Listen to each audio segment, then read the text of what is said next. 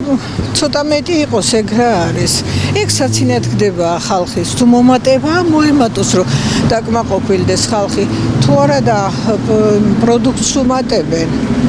და ის ეგ მომატებული პროცენტები ხო არ ყოფნის რომ დავიკმაყოფილოთ ჩვენი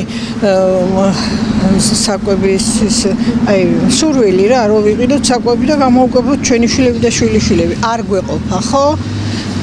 ვიგდებენ საცინად მეტი არაფერი. კიდევ ერთი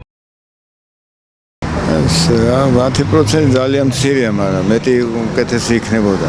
30% მაინც. თუ ბიუჯეტის საოცრები ოჯახის ეს ძალიან მცირე 10% არაფერი არის. ესაა ჩემი პასუხი.